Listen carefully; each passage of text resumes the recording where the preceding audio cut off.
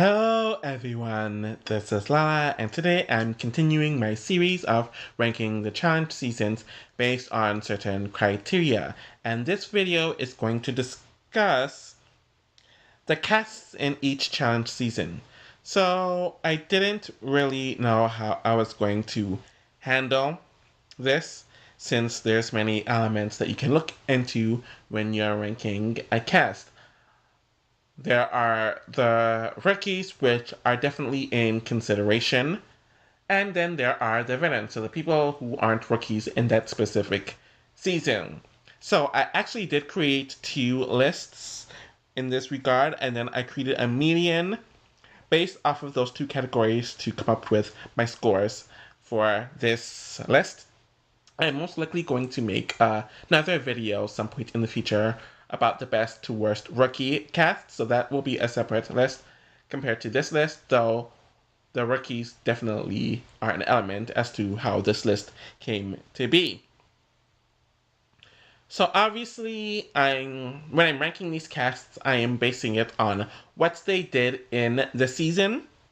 So that's an element, that's the main element actually that I am looking towards. If they are rookies, I'm somewhat looking into if they became key players in future seasons, so that's not much of a factor. And kind of the same thing with the veterans, whether they're big names or whether they did a lot in the season, but I'm mainly looking at what they did on the actual season since that's the most important element. So I'm not going to waste much time and I'm just going to get right to it. At last, it's probably going to shock a lot of people. And it kind of did shock me when I came up with the list, but where is it? I do have Battle of the X's at 40th. So we're gonna go to, where is it? The wiki page. I'm gonna scroll on down. Honestly, for a season that was supposed to be about the strong relationships between the exes and was supposed to be a version of Rivals that obviously involved exes, I did find this cast to be very disappointing. Honestly, most of the veterans here weren't really inspiring whatsoever. I guess this was the first season of Johnny without Kenny and Evan, but he was still kind of just annoying as ever. And I definitely felt like he and Wes started to somewhat play up their rivalry at this point. Camilla was as unlikable as ever, but you could argue that she came into her own this season. And their partnership together was kind of weird since we never saw them hook up on the show, and they kind of tried to talk around the origins of their relationship, though it was rumored that he took a hoo-hoo card and they did hook up, but it was off camera because he was in a relationship. CT and DM obviously made sense as exes, and they definitely got their money's worth when it came to casting these two, as they had their several fights, discussions, making up, and their story played out heavily. And a lot of people would have ranked the cast a lot higher, solely due to CT and DM, but they're not enough, especially when there's so many other pairings. Emily and Ty definitely did have a history going back to their real-world season, and they definitely fit the theme. They had an interesting dynamic at first, but obviously that blackface scandal really just kind of turned things off, but they weren't duds. Mark and Robin was a nice retreat to the OG era showmances, and while it was nice to have them here, they didn't really do much on the show. Robin was clearly just over the experience, and she was kind of going downhill, and there's really no stakes here. And Mark kind of screwing her out of getting to the final kind of just rubbed me the wrong way. Paula and Dunbar did make sense, but you would think after their huge fallout at the end of Cutthroat, something would have came up with these two, but they are very copacetic, they were very cordial, they actually kind of worked well together, and they didn't get a whole lot of screen time together when it came to their screen time. Anissa and Rachel, while it was nice to have an LGBT pairing, or woman-woman pairing, it kind of was odd because Anissa and Rachel didn't hook up on the show, and while we got some history of them during the duel, too, it really just wasn't that strong, and Rachel's hookup with Jen was a huge focus on her last few seasons, Rachel's last few seasons, but obviously Jen just retired, so I'm assuming that's why Anissa and Rachel were paired together. Jasmine and Tyree, they had a hookup on the last season, and they fell out hugely here, where Jasmine literally assaulted Tyree. And then I do have an issue with this cast because there are two repeat pairings in Mandy and Wes and Sarah and Vinny, where obviously they are paired up together on Fresh Meat 2, and then they paired them up again here, which really just took the wind out of the sails and kind of made the casting stale, in my opinion. Another element that I didn't care for is that two of the pairings were still together, especially Abram and Carmaria. Supposedly they really wanted Coral for the season, but Coral retired and she was insistent on that. But then casting Carmaria kind of just took away from the season because it's about exes and they're not exes. Obviously, this is the weakest group of rookies that I've ever seen. None of them had big personalities, which we saw in Nate and Priscilla. Dustin didn't get to do much of the season, neither did Heather. Naomi came off as kind of weird in the season. And Dustin and Heather were also together during the season, so they're another example of a couple who were together who shouldn't have been. Honestly, for an Exes season, the cast really just wasn't epic, and the sequel did a lot better. And this cast ended up ranking low based on the veterans, and especially the newbies too. What is that, 39? Oh, yes.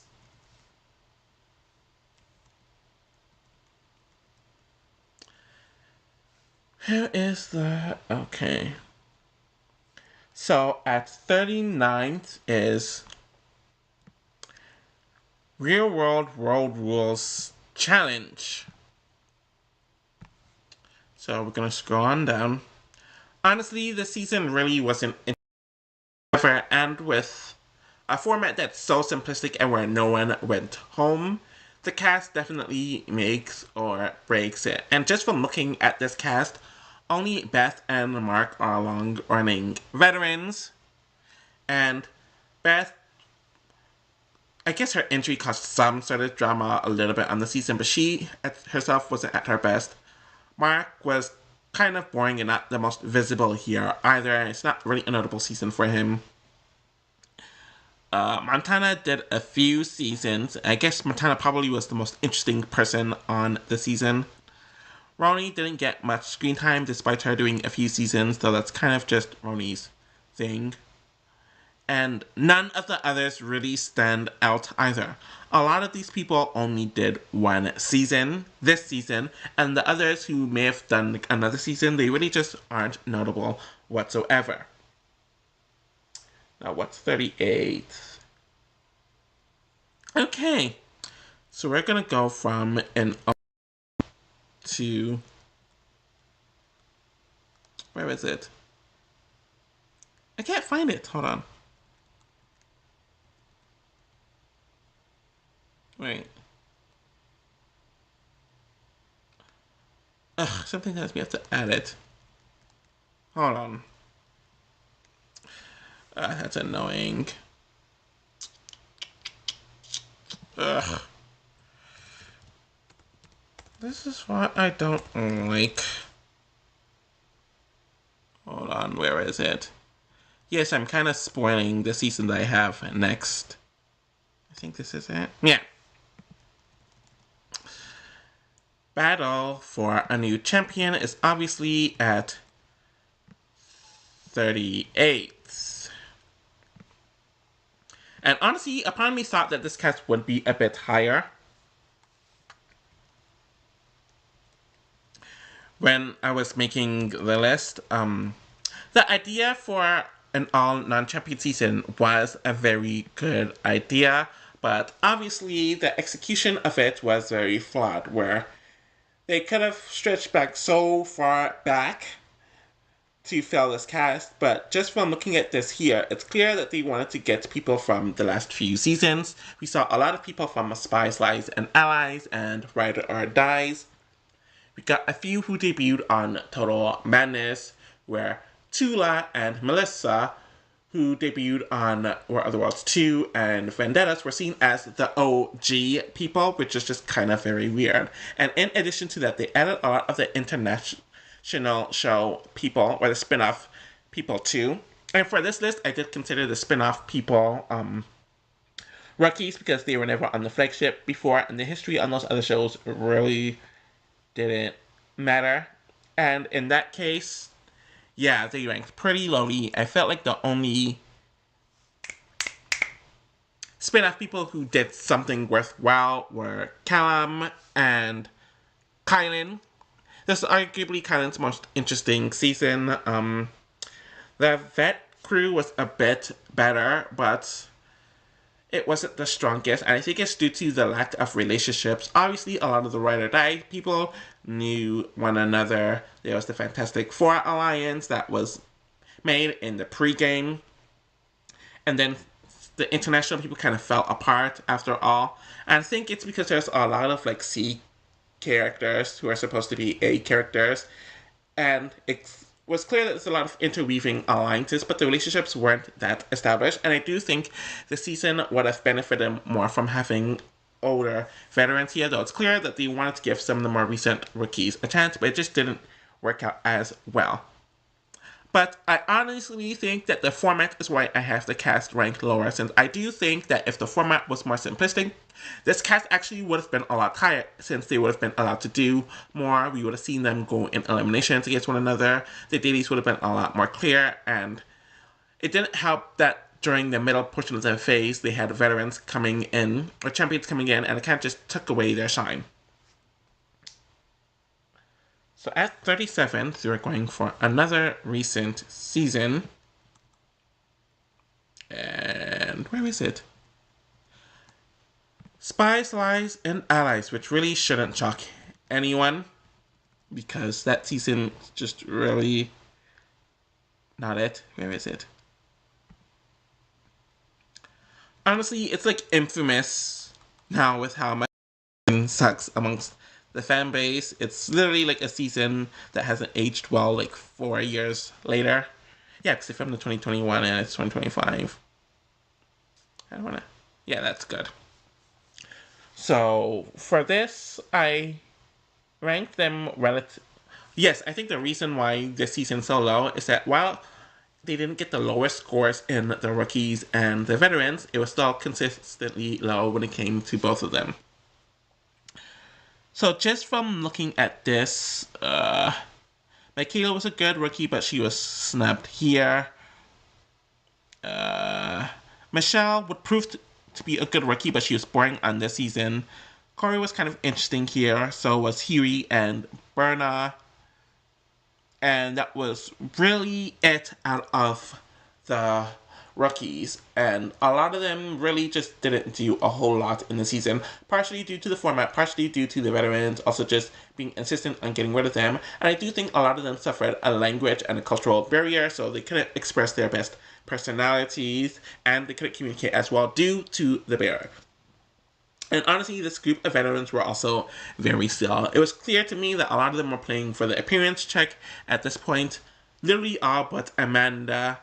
All of the veterans but Amanda did the prior season double agents, and there was literally no stakes in the season because of how the veterans acted, and it really just wasn't fun to watch at all. Where's 36? Oh, speaking of 36, I kind of just mentioned the season, but it's double agents. Hold on.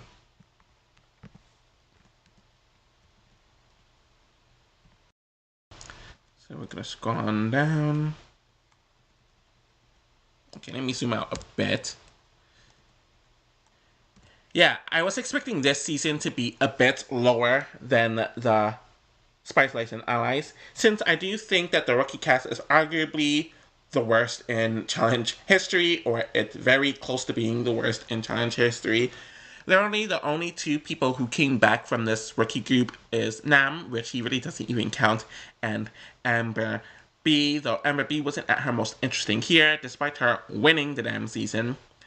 We got a bunch of people from random shows, some weren't even on reality TV. There is no connectivity with the rookies, and they kind of continue that through the next few seasons, and it was why the season ended up being kind of just stale. I do think that the veteran crop's a bit better. Obviously, Liu and Kim had huge seasons here. Corey was kind of on his redemption tour. This was arguably the last interesting CT season. Nani and Casey were on the back burner. This was Festi's huge villain season. Tula and Kyle also had pretty big seasons here. Joel came back after a while, though he was kind of under-edited. Anissa, Zanissa, Josh and Devin were messy, though Devin came back after being off for a few seasons. Teresa had a nice return, but she fell back into her old ways. Ashley was barely utilized here. Tori got booted early, same with Wes and Nelson. Nicole got DQ'd, and Jay kind of had his underdog story, but you started to see a bit more of his messiness come through. So we're going to move on to 35, which is an Era 2 season that I'm going to be booting next, and that is... Oh, there it is. The Duel 2. Why is this not... Okay. Yeah, the Duel 2 is... Hold on. 35th. I'm going to have to zoom this in. Obviously, the season is mostly known for the huge CT and Adam fight, but that literally happened in like the first or second night, and then it was... Why does it... Ugh, gosh. I mean, like, why is this happening? Like, what the fuck just happened? And I want... I'll type it. Duel 2. Like, why will it not? Like, I don't know why that happened. Anyways, I was talking about pretty much, obviously, this fight happened, but that happened within, like, the first two nights, and that it was over it. And due to that happening so quickly, it kind of left the season.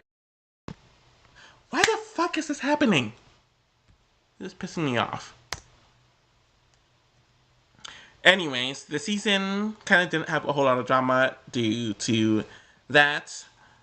Obviously, the alliance of Evan, Brad, Mark, Landon, DM, Tori, Brittany, and Rachel controlled things from beginning to end, and they're all boring as hell. Though they were good competitively, and they did hold control over the season. Anissa did try to be a bit messy here and there with the whole Rachel and Jen Flipman's romance thing. Tori had her messy moments throughout the season, though it was mainly just her and Brad going back and forth about their toxic relationship. Paula definitely was a bit messy with the whole Dunbar and Kimberly stuff, which brought some life to the season, but literally everyone else was boring as heck. Robin, Brooke, Katie, Ruthie didn't do much of anything. MJ, Derek, Dunbar did do stuff, so I can't say he did it. Yeah, MJ, Derek, Nehemiah, Davis, and Ryan also didn't do much. And this is arguably one of the weakest rookie casts as well, which is really the main reason why they are this low. The vets, while some of them were pretty boring, I do think the veteran cast kind of held their own overall due to some of the people I mentioned. And even the dominant boring alliance, they still were active in the gameplay. But the main reason why they're here is the rookies, and literally most of them didn't make a mark whatsoever.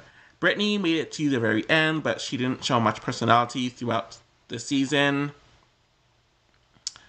Kimberly was kind of the same, though she was okay enough. Isaac had that weird toe thing, which I found cringe more than anything else. Nick didn't do much. Siobhan did cause a bit of drama during her first and only episode with the whole Anissa fight and sleeping to CT, but really, there's just not much going on with this cast, and I think it's why it got so boring so quickly. Okay, I fixed it now, so I do have 34th, and that is going back to the OG era. Hold on, let me zoom this out. Battle of the Sexes 1. It's interesting how down my opinion on the season has gone, despite me watching it for the first time and loving it, but after the rewatch, where I obviously posted a review of it, and then rewatching it again to like do fight compilations and all that jazz, it really doesn't hold up. Hold on. Was this necessary? Like, fuck you.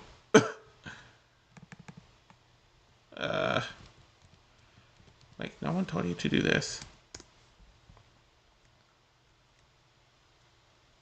Yeah, the season really doesn't hold up once you, like, break it down. At all.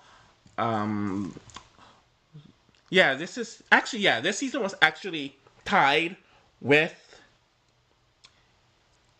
a few seasons, actually, now that I'm really looking at it. Yeah, I think it's pretty tied with the duel. Actually, no. It was tied with Spy Slice and Allies, technically. But then I thought it was more enjoyable than Spy Slice and Allies, so I put it above. The Duel 2 had a higher vet and a lower newbie score, but then they balanced out. So essentially, the Duel 2, Spy Slice and Ally. Sorry. The Duel 2, Double Agent, Spy Slice and Allies, and Battle of the Sexes were all kind of tied. Double Agents, like the Duel 2, had a higher vet cast, lower newbie cast, so they balanced out. Battle of the Sexes and Spy Slice and Allies had consistent lower scores, but I enjoyed Battle of the Sexes the most out of all of them. But anyways, sorry about that ramble. When it comes to the cast, there really isn't a whole lot to it. There's a lot of newbies here. Obviously, David had his one episode of Crash Out. Newbies like Gladys, David, Eric. Let me read. Puck was a mess, not in a good way. Even Anissa, who became the female who's played the most ever, so obviously she grew like see for herself, but she didn't do much of anything on the season. Kind of the same as Tanya. I don't even know who Jake is. Theo, Christine, who are these people? Blair was okay for the little I saw from him. I think he hosted a after show here and there. Shane was okay on the season, but he didn't get a whole lot of screen time for most of his run. Kind of the same thing with Genesis. I did like Melissa. Laurie didn't get much screen time. Ruthie and Ellen were cool. Definitely, they're some of the bigger people on the season. Colin, who the heck is that? And he's one of the winners. Same with Antoine. Just a lot of no-name rookies here. And looking at the veterans, a whole lot of them didn't do much either. Julie had a crash out. Beth didn't get much to do. Gisela did nothing. Yes did nothing.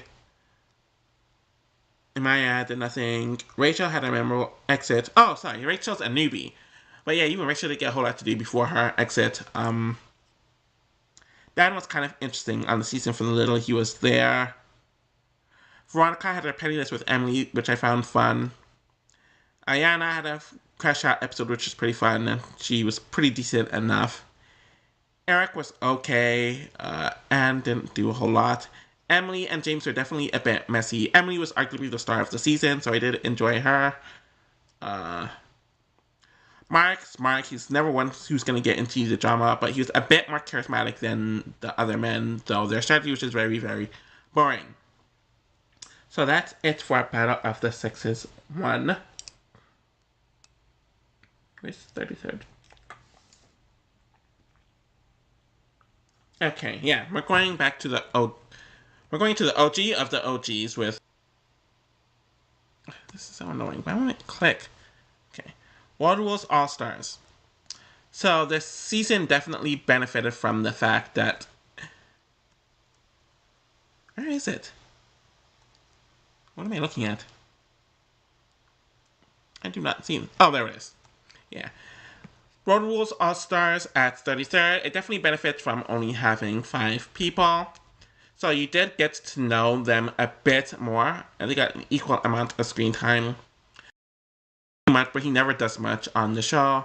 Rachel and Sean had their showmance, which turned into a real life relationship. Eric was the messy one of the season, I guess. And Cynthia was pretty funny. to ultimately the show's just not the challenge, and due to that, it's going to suffer on almost all of my rankings. And there's no competitive element either, so it's kind of just So at 32nd, I do have Battle of the Seasons 1. And I noticed that the mid-era one... Really? I do notice that the mid-era 1 seasons has an issue with being way too bloated, to the point where they didn't know how to edit a lot of their castmates. And the format were also just very, very, very janky.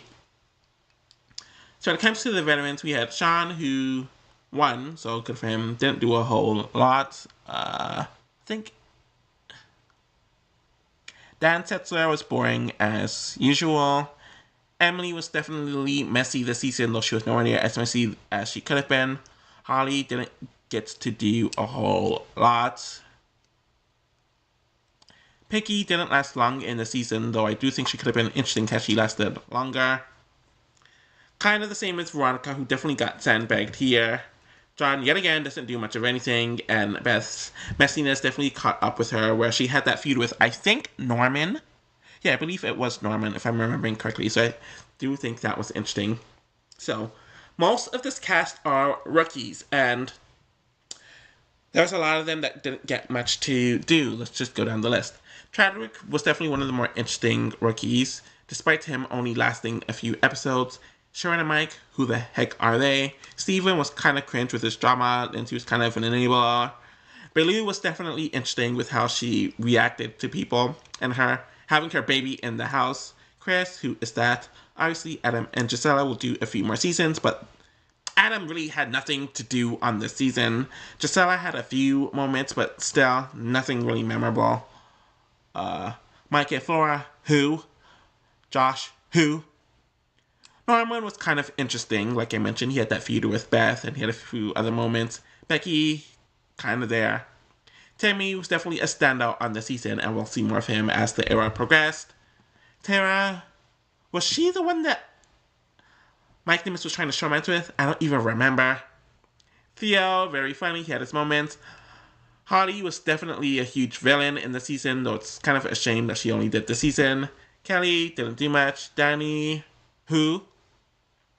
Mike and Coral are obviously huge stars, not only just in this season, but through the rest of Era 1 as well, and you can definitely see why MTV pushed them a lot throughout the next few seasons. Alka was okay, not a huge standout. So essentially, we have a lot of red t-shirt people on this season. And then I believe 31 is going to be the last one of this group. 1, 2, 3, 4, 5, 6. Okay, yeah, so the last person in, or last season, or cast in the bottom quarter is The Inferno 3, and this really shouldn't be shocking to anyone. Let's go down the list. Okay, not too bad. Obviously, CT getting kicked off yet again for getting violent with someone. Danny didn't do much. He continued to disappoint in the season. Timmy had his memorable exit of the franchise with the elimination, and that was pretty memorable.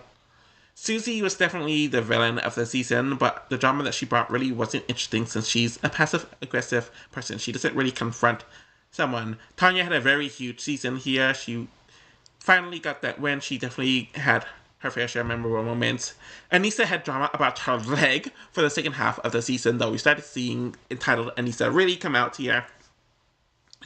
Kenny, Paula, and Kenny and Paula didn't really do much in the season. John being a good guy is hilarious, so he got into a bit of drama later on. Kara was essentially a Susie enabler the entire time of the season. You can tell she didn't give a crap. Alton performed well, but he wasn't as memorable as he was on the Gauntlet 2. Ace finally lasted on a season, though some of his antics were kind of just off, but he wasn't a dud. Abram was kind of normal and kind of sane in the season, which was kind of shocking, but he got his win here. Derek was the replacement, and he was boring as heck. Clearly, they're hyping him up to be this huge face of the show with the gauntlet too, but he just wasn't interesting enough, and you could kind of start to see that here. Evelyn got to that fight with Anissa and then didn't do much throughout the season either.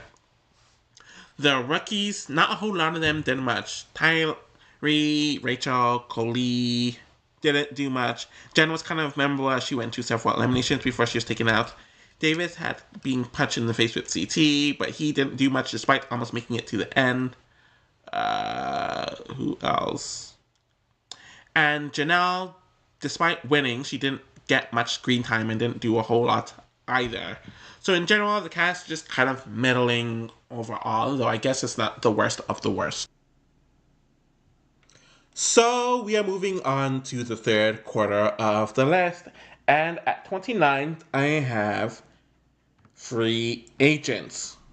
So we're going to click on the cast. Let me zoom it out a bit.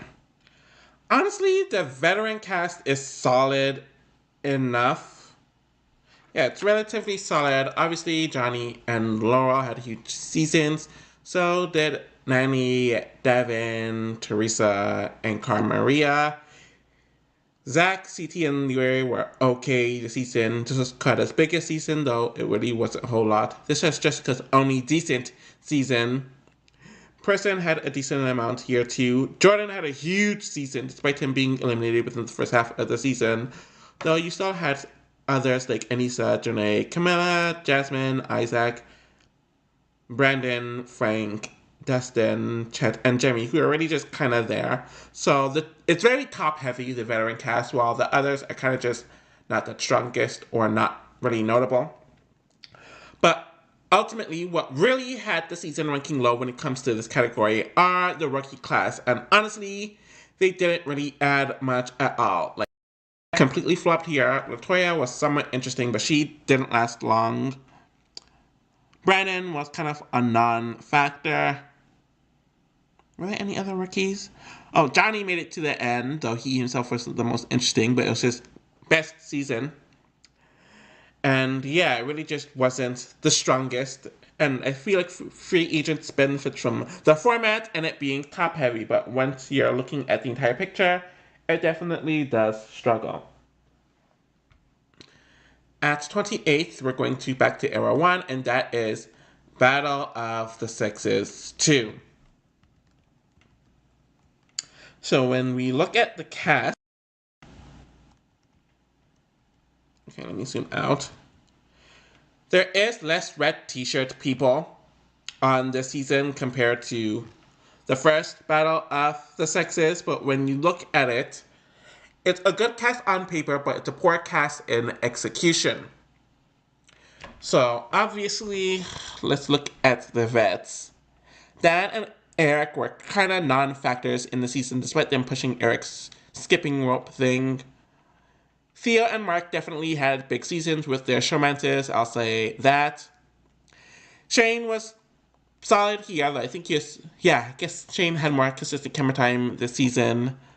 I'm looking at the guys list. This is Mike's worst season, not only just from a competitive point of view, but from a character point of view.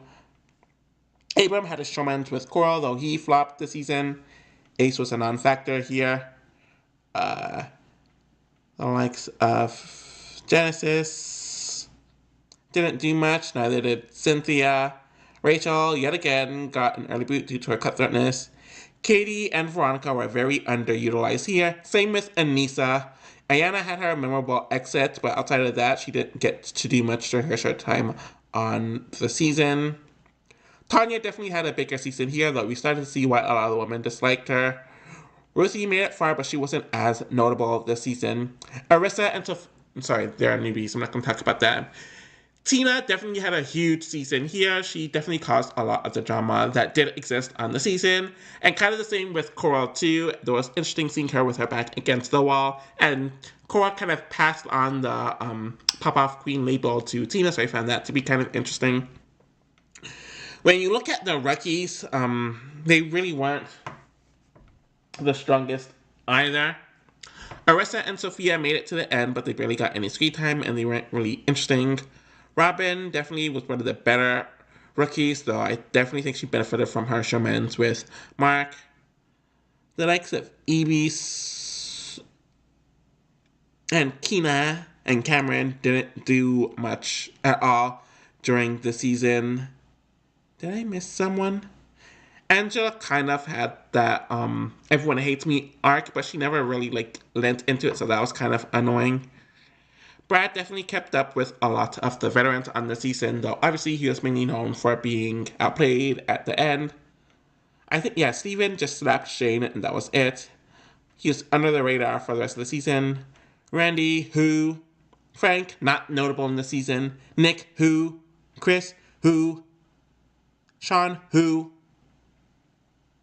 Derek, not the most notable here, though he was kind of on the outs. Adam, who? Jaques, who? A lot of who's. Though I definitely do think they're a bit more notable compared to the Battle of the Sexes one, but nowhere near as entertaining. So we're going to move on to 27th, and we're going to a later season. And we're going to War of the Worlds 2. And I honestly was kind of shocked that the season ended up being really so low.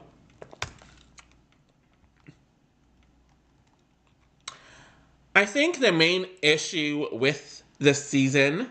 Wait, hold on, let me stretch it out more. I think the main issue with the season is that they decided to do Team US and Team UK. But obviously Team UK had a huge disadvantage because unless they did all of the seasons they were eligible up until this point, the most they could have done were 4 seasons, and a lot of them only did 3 to 2 seasons. And obviously all of the rookies, which were from UK, were on the first season, compared to the US people who did so many more seasons and did so much more experience. On the veteran side, it is a very good cast. Obviously, we had Carmilla and Polly fully embracing their villain eras. Natalie Ninja wasn't as strong this season, though she annoyed a lot of people. Zach was fun comic relief in the season. Ashley had an impressive game in the midst of not having her allies and having a bunch of poor seasons around here. Leroy and Cam started getting focused on the edit, and Leroy really learning how to play on his own without Johnny, Bananas, and Cam. The two of them also becoming huge political players was good. Nani and Josh definitely had their fair share of drama in the season. Turbo had his flame out, and they stopped giving him the angel edit that he got in the last season. Johnny, Bananas, Laurel, and Wes were very good early flame outs. Faith was a non-factor, which kind of sucked that she quit like that. CT was definitely more under the radar this season, though he had his political and dramatic moments spurred here and there. Dee and Rogan obviously had their showmans, and obviously their interactions was a complete train wreck. Rogan got more into the drama and the political elements of the season. Jordan and Tori had very explosive seasons, with them being huge underdogs, getting into the drama, having to win several eliminations during that last stretch of the season. Joss and Kaylee were huge figures in that big alliance that was controlling all of the things politically, and they had their karma. Theo and Georgia also had huge underdog runs throughout the season. They got into a lot of drama. They themselves had to win several eliminations to make it through. Honestly, Kyle was at his most forgettable this season, and when you think about everything that happened in the season, you really don't think much of Kyle. Bear had his same shtick this season, though it was nowhere near as interesting in comparison, though he finally could say that he took out Wes. Zahito's a non-factor yet again. The main reason why this season is so low is due to the weak rookies.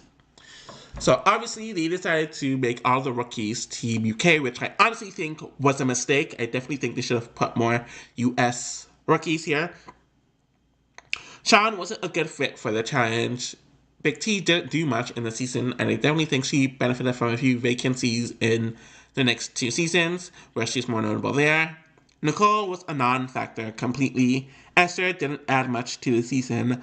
Neither did Idris. The only somewhat notable rookie from this season is Jenny, and that's due to her physical prowess and her lasting the longest out of the rookies. But even she wasn't that interesting of a person.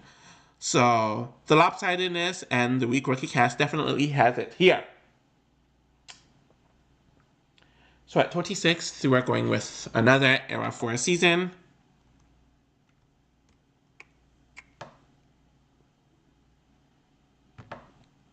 And that is... Where is it? Hold on. I don't see it here. Am I just blind? Hold on. But yes, I have... Oh, there it is.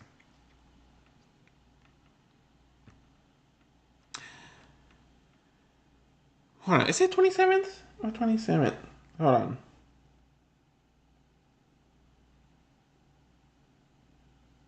Something tells me I did something wrong. Hold on. I think I got the numbers fucked up. Okay. We'll talk about that later. Anyways. At 26th is Ride or Dies. I missed a season. I'm going to talk about it later. Okay. Ride or Dies. Honestly, the reason why I had Ride or Dies low is that it's not the best cast. Obviously, it's not one of the best casts since it's still very low on the list. But it's not one of the worst, especially compared to the last few seasons, and even some of the next few seasons that are coming up. I do think the group of veterans became very, very, very stale, with the likes of Devin and Tori, Nani, and Anissa, though the latter two definitely had bigger seasons here. Jordan came back after a few seasons, and they really milked the hell out of his and Tori's post-breakup relationship. Fessel and Amber didn't do much of any... Sorry, Fessel, Amber, and Casey didn't do much of in this season, and they were here for the last few seasons. Nelson got very stale at this point. Jay and Michelle definitely had an interesting arc this season with them being in a good position, but they messed it up with their politics, and then they got booted mid-season. Darrell and Veronica added absolutely nothing in the season. Laurel was just very off this season. That was just very weird. Turbo had a fun 2 episodes, but it didn't last long. Kayla was booted immediately, though it would have been interesting to see married Kayla. And they realized they gave too many chances to Nam. The rookies are kind of a mixed bag. Obviously, Horacio and Olivia had very strong rookie seasons, though obviously Horacio didn't have the personality factor. Mariah hooked up with Johnny Bananas, though that really wasn't interesting either. Chauncey and Amber's relationship was cute, but Chauncey himself wasn't that interesting. Kenny's very self-explanatory. Maurice wasn't interesting enough rookie all around, but she only lasted a bit past the halfway point. Jack didn't do much, neither did Colleen or Kim. Tommy really wasn't the right fit for the show, and while I don't like Annalise, she had a poor partner, though I'm not clamoring to see her back. I did like Johnny and Raven for what they brought during the limited time on the season. Tamara and Emmy, no comment. And Sam would have been fun had he not been booted immediately. Okay, so Free Agents is 29th. Battle of the Sexes 2 is 28th. War Other Worlds 2 is 27th. And Ride or Dies is 26th. So I'm missing the season that I have at 30th. And that is Rivals 3. So we have to go back 4 spots. That's embarrassing. Okay.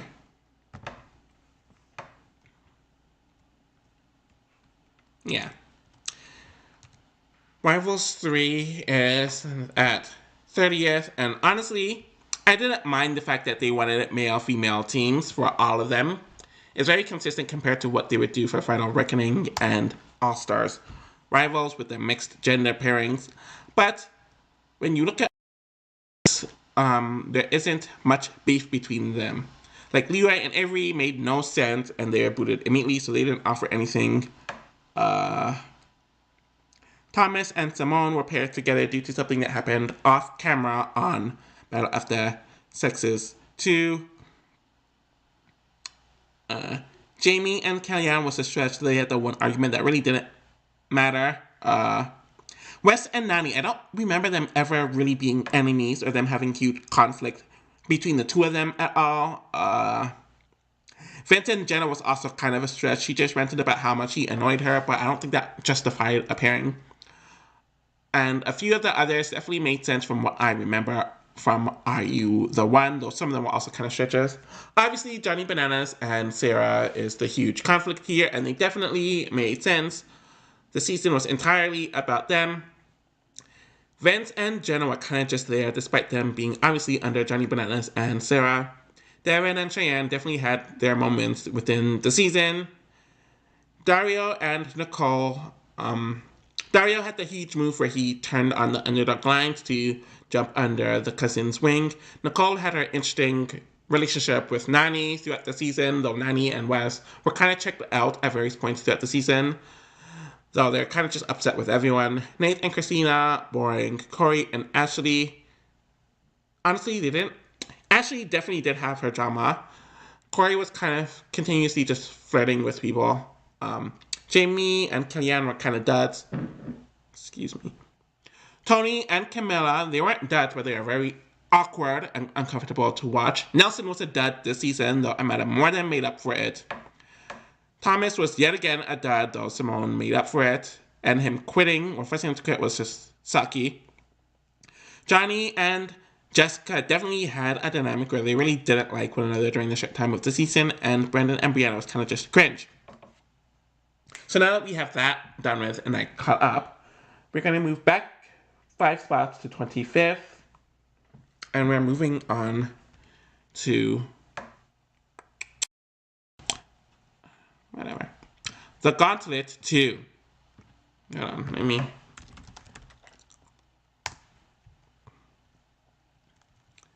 So obviously it's known at this point that they were struggling with putting together a cast for the season, since a lot of their OGs wanted more money and the challenge wasn't willing to do that, and a lot of them were kind of getting burnt out of the show. So we're in this weird transitionary point of view when it comes to the show. Anissa didn't get a whole lot of screen time outside of that going off on Kara moment and Beth.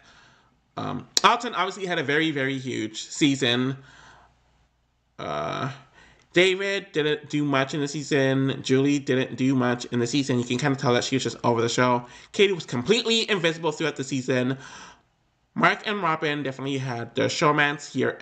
I got some focus throughout the season, but it wasn't a huge focus. Tammy was still kind of funny, but he didn't do a whole lot either. Ebis and Jamie were completely unmemorable in the season. Jodie actually did a lot in the season. She had her drama with Danny. She had her triangle situation with Mark and Robin. And then she had her hookup with Alton throughout the season.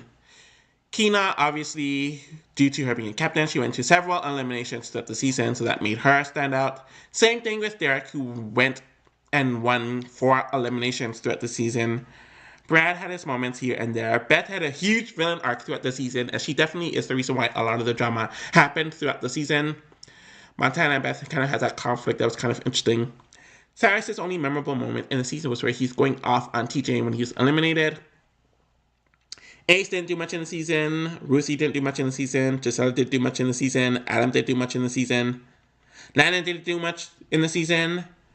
Randy didn't do much of anything in the season. Susie and Kara definitely had their interesting arc in the middle of the season where the entire team was against them for having the alliance.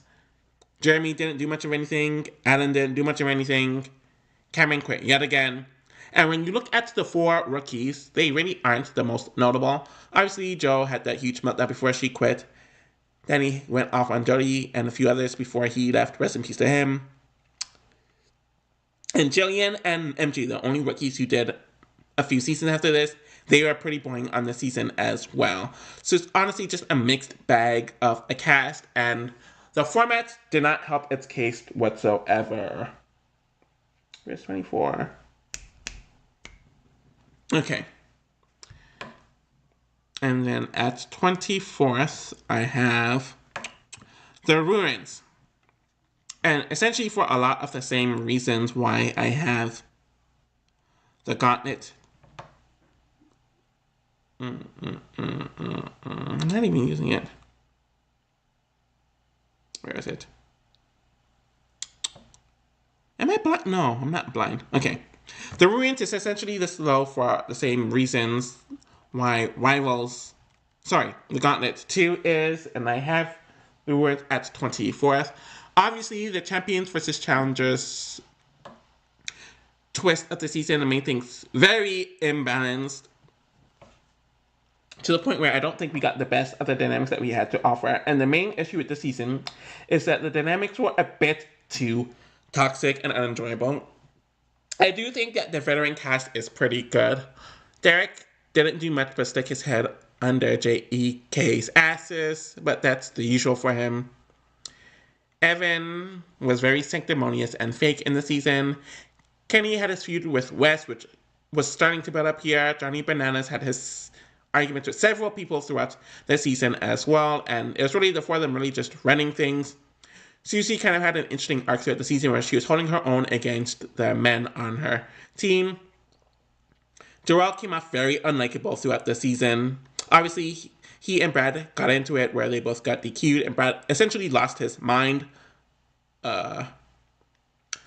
Dunbar didn't have a... Actually, no. Yeah, Dunbar didn't have a whole... Actually, no, that's a lie. Dunbar had his hookup with Kimberly, where that got expanded a lot more on the season, and then he had a drama with Kellyanne. Kellyanne obviously had a very huge season with her and Wes being hated amongst the house, and then she had her drama with several people throughout the season, and then she somehow made it to the end. Casey was kind of being shat on by everyone on her team, so that's kind of interesting to watch. Kahara had to win several eliminations throughout the season. Johanna and Wes's post-breakup dynamic got a lot of screen time here, where they definitely milked it. Wes was fighting with everyone during his limited time in the season. Katie and Tanya obviously had their... Yeah, Katie, Tanya, and Evelyn, all three of them kind of just crashed out through the season, which added something. Ebis and Cyrus didn't do much of anything in the season. Same thing with Danny and Adam. And Siobhan, I guess. DM just bounced.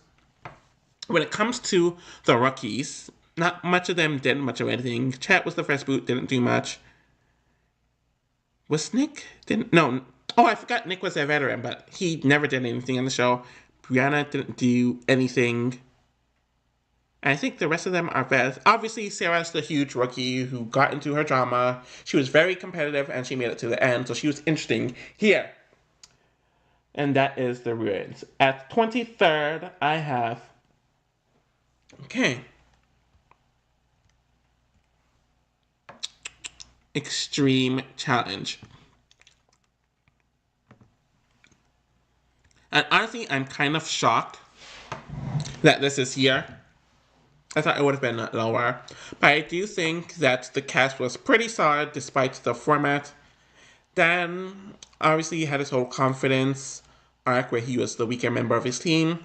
Julie had a huge edit here where she was just causing a muck any and everywhere. She was dealing with some home issues.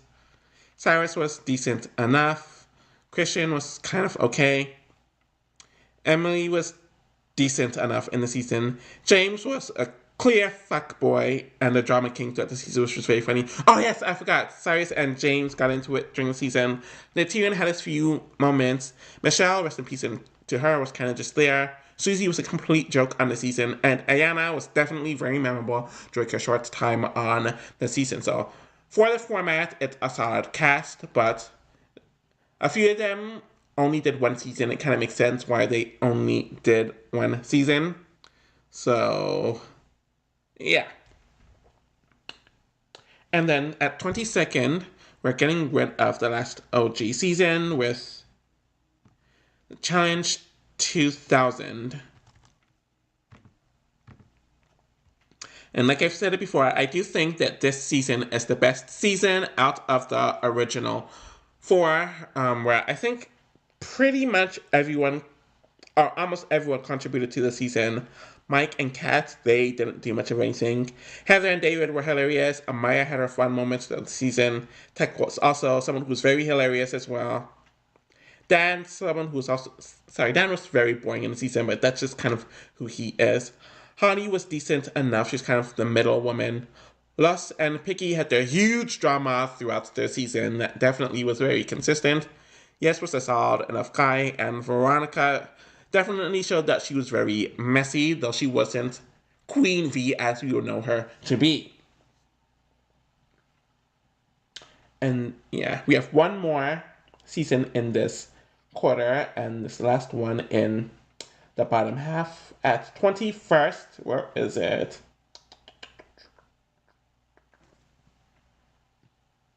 And at 21st, I have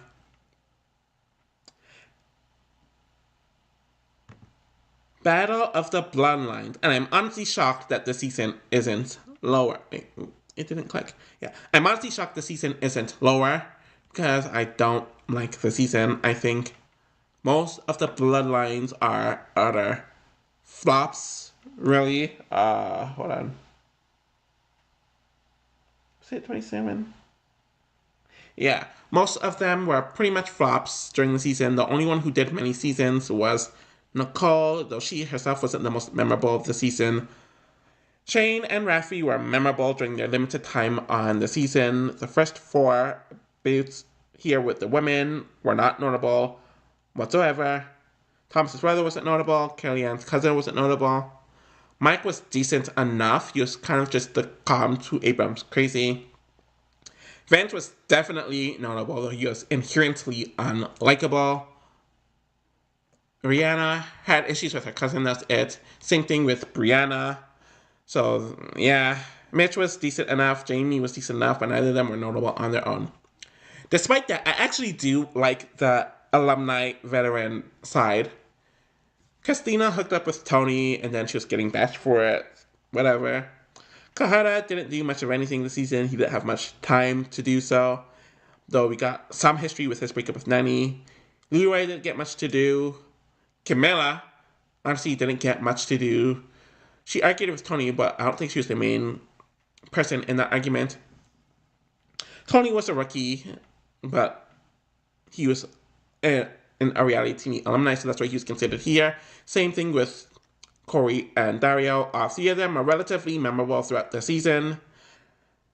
Nani had her moments throughout the season. She obviously got into it with the Medrano brothers, and then she had that fallout with Johnny Bananas due to him hooking with her on camera or whatever, or off camera, and her calling him out on it. This is Thomas's most notable season, though it still really isn't that notable. It was mainly due to the whole Carmaria and Abram triangle that happened with him coming to the house. And speaking of Abram and Carmaria, their interactions were very uncomfortable to watch. Here, Kellyanne got into a fight with Anissa. Anissa was on one this season. She and Corey had a up and down, up and down, up and down relationship. This is arguably Jenna's most interesting relationship throughout the season. Johnny was the complete asshole and the villain in the season where he really just didn't give a crap. And obviously Carmaria won, and a lot of the season was about her. So that is it for the second half, or the third quarter of the. Now we're moving on to the top half of cast and specifically the second quarter. So at 20th, I do have. Hold on, let me zoom this out quickly. Battle of the Seasons 2, or otherwise known as Battle of the Seasons 2012. Obviously, a lot of people complained about the season at the time and still today because there was a lack of the common veterans at the time, but you need some of those refresher seasons, and some of the veterans that are on consistently, they either get stale or they check out of the show, so you need some more new blood. And just from looking at this, you did get some notable new blood people like Frank, Zach, whether you like them or not. Dustin had a good season here, but we're talking about the newbies. Devon's notable despite her short challenge career. Who else? Nani's obviously a very notable rookie to the point where she's now one of the more known veterans. Marie had a fire in the season that she doesn't have in any of her other seasons. Jimmy and Ryan stood out whether you liked them or not, and a few of the others would do a few more seasons. Though I do think there's a lot of like red t-shirts and who are they when it came to the rookies. Mackenzie, who, Laura, who, Trey didn't do much in the season, Preston didn't do much in the season. Uh, yeah, I think that's it for Sam and Ashley. They are the winners, but they didn't do much in the season. They weren't interesting. We did have some of their newer vets, like Destin, who had a huge season. Chet was very memorable here. Um, Derek was okay. Jonay got a lot of screen time in the season. Jasmine, CJ had their moments, and yeah, a lot of the older veterans at this point in the history of the show were booted immediately, like Wes, Danny, and Melinda, Camaria, Brandon, Big Easy, and Camilla. So it definitely calls for a palate cleanser. And Sarah was the only, I guess, Sarah was the only consistent older challenger who made it far on the season. Alton and Trishelle had interesting returns here. So overall, there are a lot of solid additions here, but there are a lot of duds too. So overall, I do have it as a mixed bag. At 19th, oh, it's not there, so I'm gonna have to add it.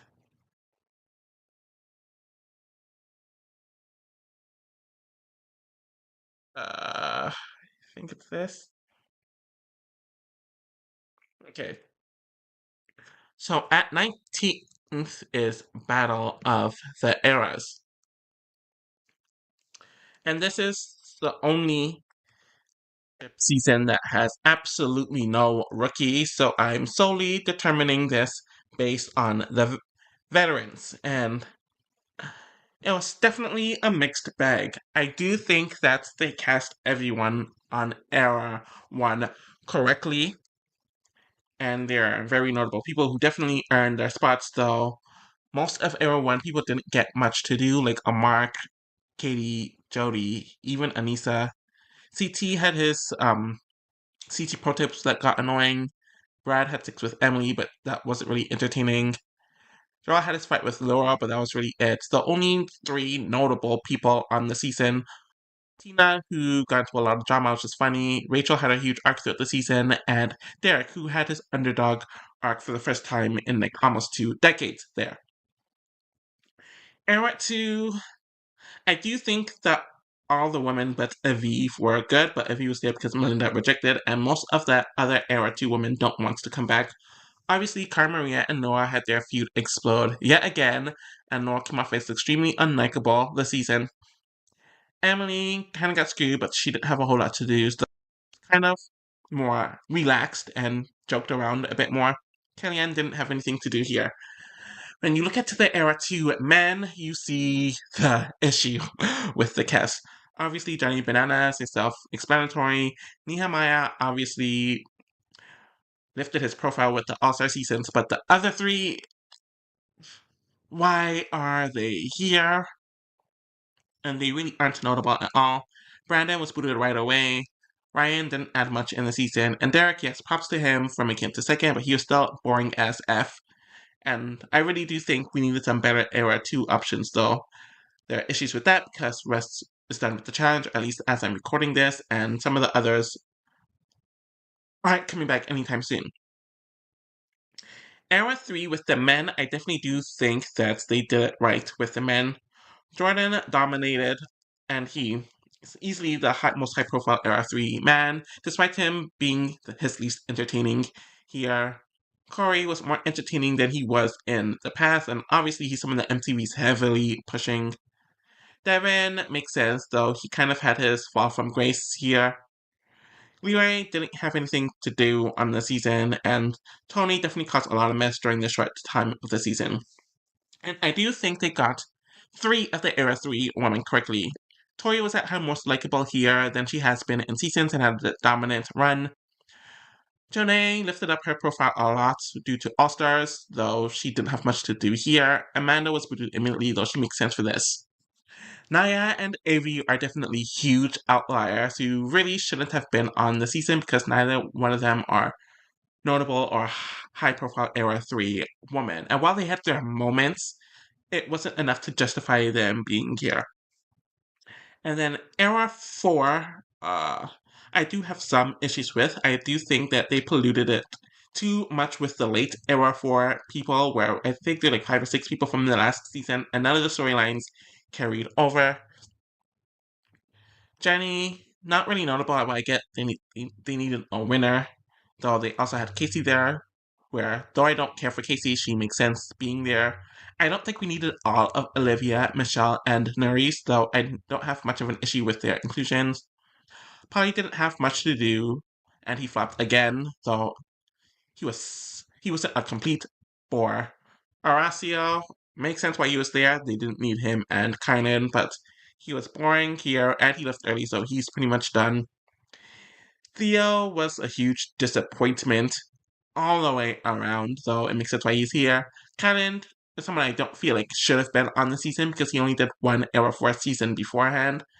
But he performed well, but still wasn't that interesting. And Josh, definitely one of the more notable Era 4 people, but he's Josh, so it's just kind of old at this point.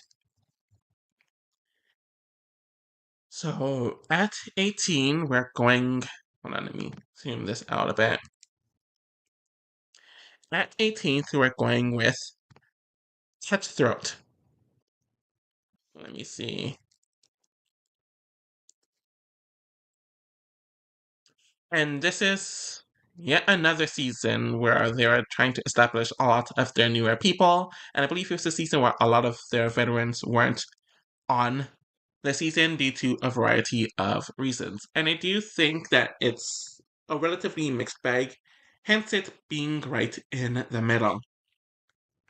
So you had Brad and Tori at the end of their runs, or at least for Brad, before he came back post divorce, and they came off very unlikable here, but they were very focused on getting that win.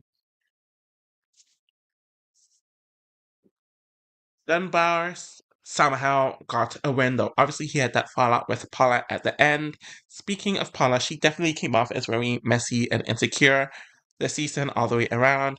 Tyler had a huge season performance wise since he was a flop beforehand, and he had some notable moments there. Brandon had an underdog arc where he was thrown in several times throughout the first half of the season before he was booted. Mandy didn't have much to do during her short time. Melinda was divorced, but she got no screen time. Uh, Abram and Carmina obviously had their showman's turned relationship and them being at odds with all of their team. Laurel and Sarah came off as huge mean girls, which was entertaining, though they weren't the most likable. Luke and Dan didn't do much of anything, and I do get why this was their final season. Siobhan flopped for the final time. I don't know why Vinny came back. He didn't do much of anything. This was arguably Jen's calmest season ever, which says a lot, and probably one of her better performing seasons too, where she was out of the drama. Derek was kind of just there, and I see why he wasn't on the cast for Era 3 after this. This was one of Banana's calmer seasons, so he got into a fight with a random person who wasn't even a part of the season. Teresa had her fight earlier on with Camilla, and then she was a non-factor. Katie was yet again on the outs with her entire team, and then she retired for a bit after this. Big Easy, kind of the same thing with him. And when it comes to some of the rookies, I think they were okay, not the best, not the worst. Derek and Emily are kind of just standard first boots. Ty, very unlikable, but he was very notable with all the drama that he caused. Emily was the rookie of the season, with her making it to the end on a team that kept on losing. She had to win a few eliminations, despite her not being a big personality here. JD, who, Aya, didn't have much to do. Were there any newbies? Camilla definitely showed some of her problematic elements this season, but obviously with her being an underdog, it didn't get much focus. Overall, a decent cast, though it isn't the best with some duds there. And I do think that with there being some of the common veterans not being there at the time, it's kind of a mixed bag in that regard. Where is 17? Okay. At 17th, I have the Gauntlet 3, and this is obviously a huge. Hold on. Zoom it up.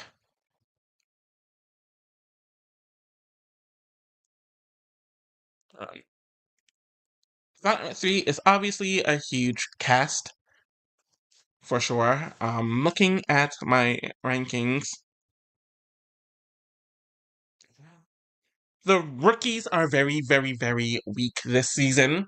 Like the people who truly had their first seasons here: Alex Who, Angel Who, let me see, Zach Who, Derek Who. Tori was the only really notable one that actually made it very far. Obviously, she had a showmance with Brad, which turned into a real relationship, and she got into several dramas throughout the season. Brooke had her weird lesbian on lesbian relationship with Evelyn, which definitely stood out. So, not many strong rookies, but tends to be a thing with these Gauntlet seasons, which we saw on the Gauntlet 2 as well. The veterans was very stacked, so let's just look at the veterans team. Adam, he had his feud with CT reignite, and he had his moments here and there. Brad had his showmance turn relationship with Tori. CT was a complete asshole the entire season from front to back, which eventually led to his broken relationship with DM. Speaking of DM, she was kind of invisible on the season. Big Easy didn't get much screen time up until the final, where he completely flopped.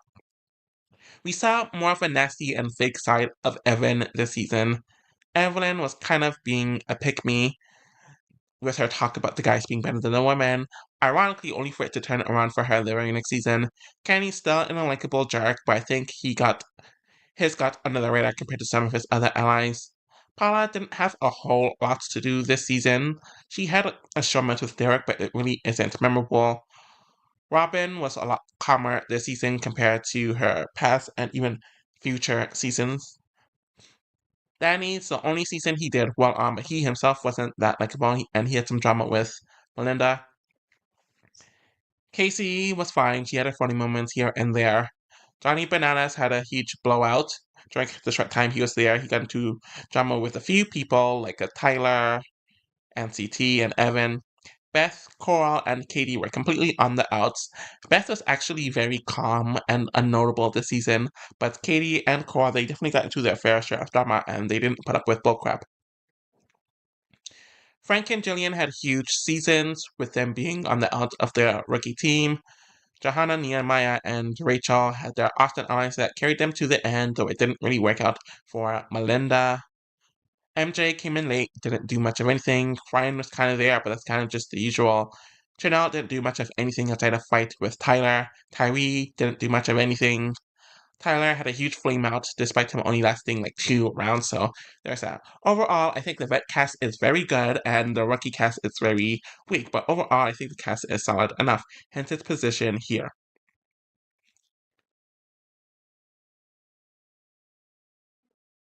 At 16th, I do have mm, Rivals 2. And it's kind of for similar reasons why I had, or why I placed the Gauntlet 3 where I did. Where, when you look at the cast, the rookies are relatively weak. Anastasia and Jessica flopped, though Anastasia just had that weird fight with CT. Though you could tell she just wasn't fit for the show. Who else? Were those the only rookies? Yeah, I think those were the. Actually, no.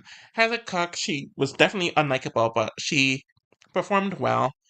Jordan and Marlon were also good rookies this season as well. They got into drama and they performed very well.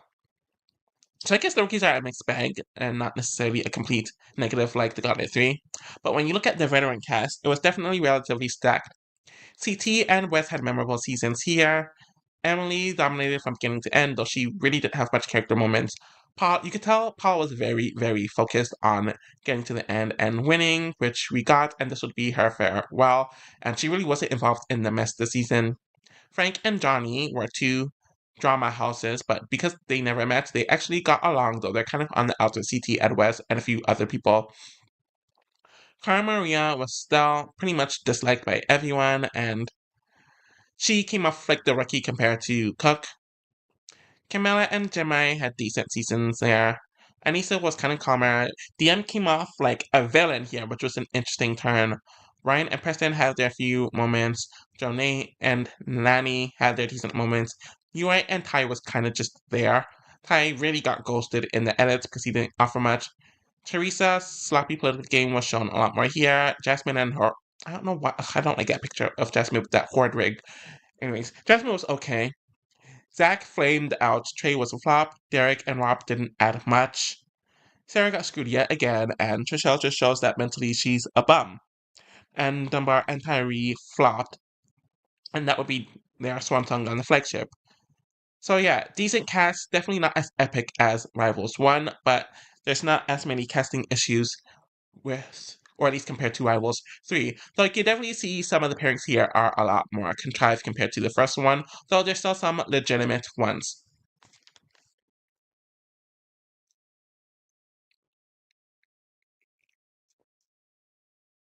And at 15th, I have Fresh Meat 2.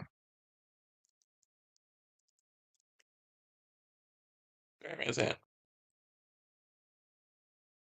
Okay. Obviously, the focus on Fresh Meat is so they can get a bunch of new blood into the show, whether they are reality TV alumni or people who have never been on before and they're kind of just road rules, real world rejects.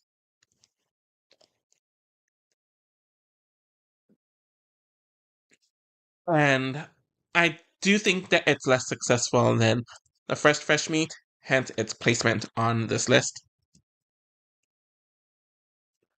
Cara Maria on this season was a flop, though obviously she would become very notable.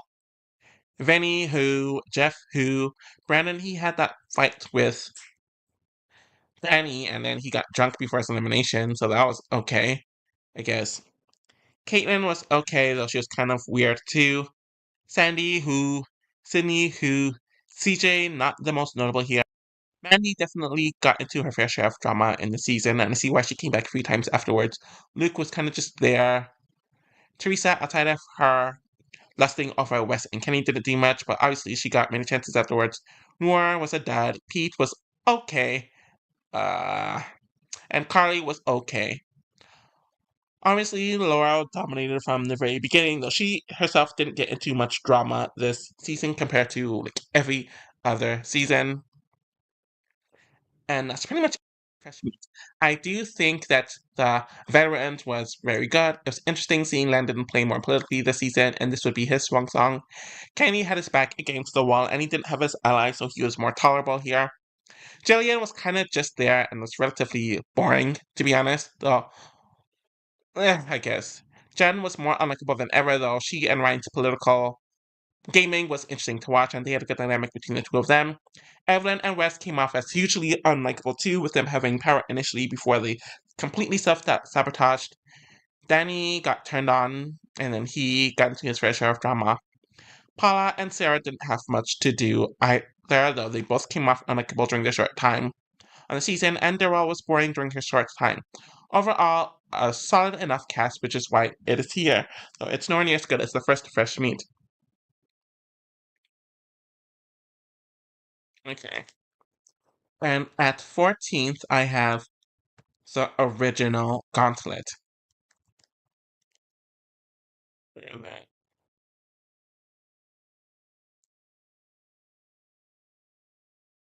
Okay. So, looking at the gauntlets, I do think the rookies are solid enough. Yeah. So, we had Katie and Tina who are memorable from this season. Uh, Abram, obviously, is remembered for his threesome this season, though he didn't come off as crazy. Sarah obviously had a golden rookie season with her being the underdog, being thrown in several eliminations, and then winning. Was Dave a rookie? I don't even know. But if he is, or if he's not, either way, he's kind of boring. Kara was decent enough. Uh, I'm really trying to look to see who's a rookie. Rulon didn't do a whole lot. Rachel didn't either. Matt was an interesting casting choice, and he was very unique. David was kind of boring too. So honestly, I guess I'm a bit more mixed than the rookie cast. Oh, I also forgot about Darrell, who honestly didn't do much in this season, though obviously he'd become a lot more notable. Alton was relatively interesting this season as well. So we had some good choices. He had some bad choices. So out of the vet, oh, sorry, Steve was a dud. I'm not going to lie there. Out of the veterans, I'm looking at the list, Montana didn't do much. Tanya was starting to become a bit unliked around this point in time. The Tyrion flopped in the challenges, and I'm kind of just made fun of him for that. Alka didn't do much. Oh, Trishelle was a rookie. She was definitely very interesting this season. Um, Obviously, Mike and Cor got a lot of screen time with their dynamics and whatever mess that they caused throughout the season.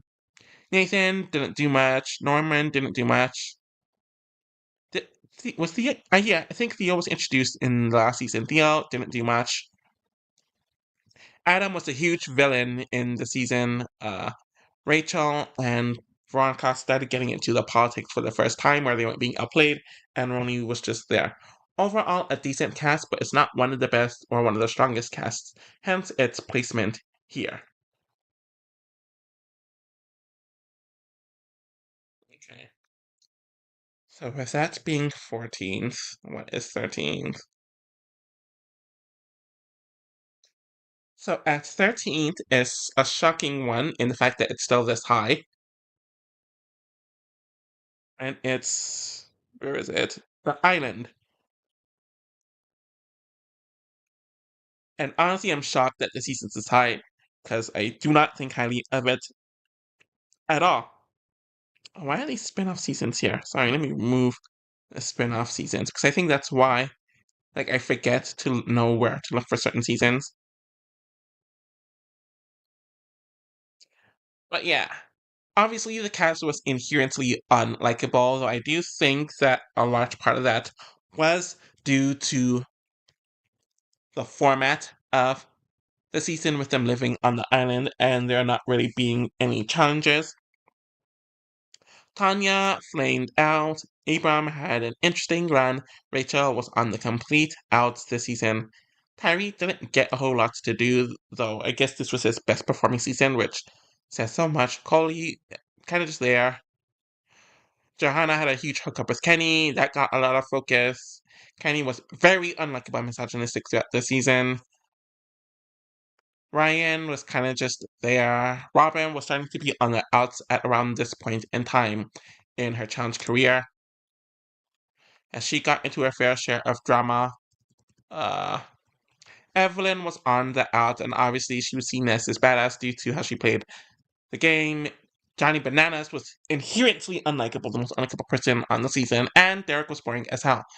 Jen was kind of just there, though she had her few moments here and there. And Paula, obviously, her being a huge pick me who sides with the guys and gets turned on, was heavily focused on here. When it comes to the rookie cast, I don't think it's that bad. They flopped because he quit for a stupid reason. Actually, I don't think she was bad as a casting choice, but obviously her ankle really just kind of, or her foot really just rubbed people the wrong way. Kahana didn't do much in the season, though he didn't bother me. Kellyanne was obviously a huge win with the amount of drama she got into the season and her shocking challenge performance. Dan was very interesting this season, though it was due to him being drunk, and I get why he needed to handle that in real life. And Dunbar was inherently not likable.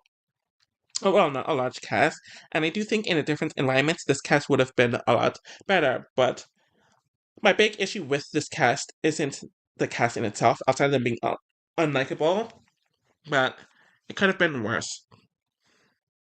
At 12, let me blow my nose. So at 12, I have Invasion of the Champion.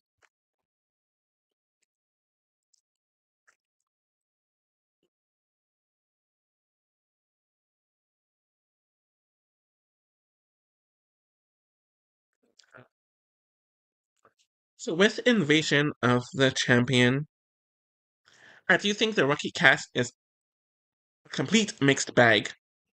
Hold on, let me zoom out of this. Oh yeah, they're all on one side, so I don't even. Why is it? This is annoying. All the rookies are on one side, so I don't need to.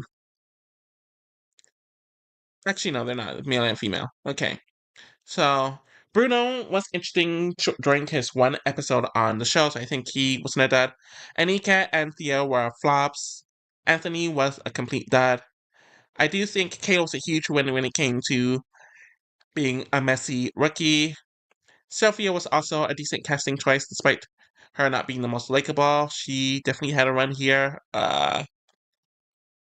And Hunter and Nicole were also good casting choices as well. So there's a decent amount of depth with the rookies and a decent amount of wins with the vets. So the rookies are a mixed bag. When it comes to the vets, I do think that it's a very good choice. Marie flopped on her comeback. Latoya was funny, but she didn't do a whole lot. Uh, Jenna was okay, I guess. Amanda and Ashley were both very messy this season. Of course, we had the whole triangle situation with Nicole, Laura, and Carmaria that brought a lot of interest to the season. So Laura and Carmaria had that, and Camille was just inherently unlikable to the point of really no return. But she was starting to perform better this season. But on the guys' side, uh, I do think Tony was very interesting this season during his short run. Zach kind of flopped all the way around. Dario was starting to get relatively boring around this point in time. Johnny Bananas didn't do a whole lot here either. Shane had the most random return, and he definitely made the most out of it.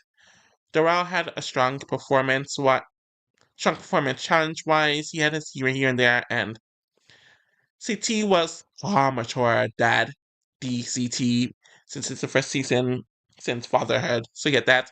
And Nelson and Chloe were just fuck boys all the way around. So obviously, I think this is a good all-around cast. If performance wasn't what it was, I think it would have been higher. And then we're going to get into the last season of the second quarter at 11th. And we're going with Fresh Meat 1. Uh, I'm gonna drink some water. Okay. So looking at the cast, I do think it's an interesting bunch, especially with the rookies. Evelyn didn't do much this season since she was the first boot, but we did have a few people who didn't add much, like Ryan didn't do much of anything, though he'd get several chances. Jesse who, Johnny who, Eric was kind of just like the goofy, bigger guy, so he was a win there. Evan definitely had an interesting season here where he wasn't unlikable and he performed well. Lynette who, Chanda who, so that's my issue with the season. There's just a few who people. Same with the winner in Aviv. But obviously Kenny was a huge win, at least in this season. Casey was very interesting here. DM had her huge cancer story and she definitely had her feisty moments here and there. But a lot of them got several seasons. And yes, sorry, I forgot about the Danny, Melinda, Johanna, and West group, the Austin group. They all brought something to the season, and they added to the early dysfunction. So there's that. Tanya, you can see that she wasn't liked. She knew she wasn't liked, hence her being sacrificed early. But this is one of her calmer seasons. Kay didn't do a whole lot this season. Cora didn't get into much drama this season, but she was performing very well, and she had her funny commentary. Shane was decent enough. Theo was still kind of funny, though you could still tell that he was trying to be overtly funny due to him wanting to focus on that. Derek was pretty interesting here with how he wanted to make all these villainous cutthroat moves. And then Doral was kind of just there for most of the season, to be honest, but that's kind of just his story. And Tina had a huge season here. She got into a lot of drama. She's just very funny, and yeah, I think she brought a lot. So that is the end of that. I believe we have 1, 2, 3, 4, 5, 6, 7, 8, 9, 10.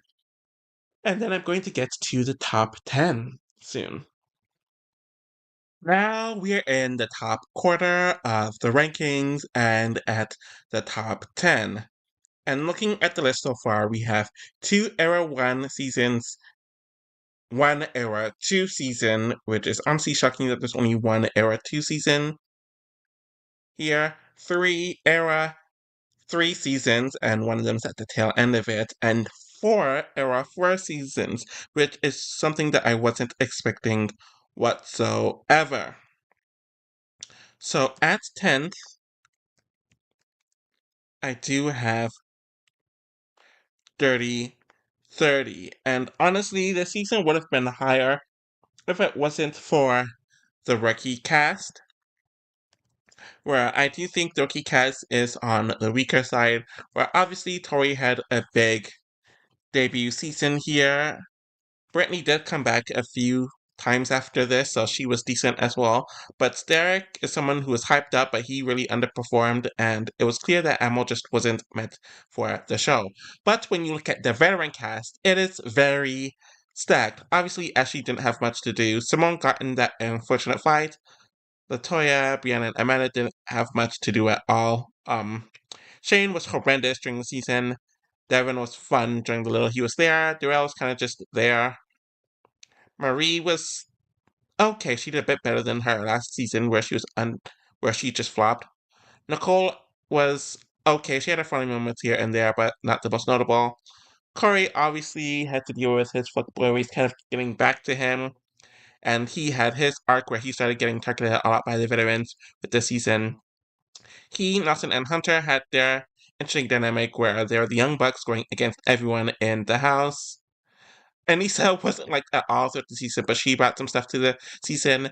Jamie and Veronica were very, very cutthroat throughout the season. Louis unfortunately had to deal with that racist incident with Camilla. And speaking of Camilla, she was just horrendous all the way around. And the way they handled the situation was just really fucked up. Charlie Bananas was kind of just there. Dario was a complete dud in the season. I did enjoy Kayla and somewhat Jenna throughout the season.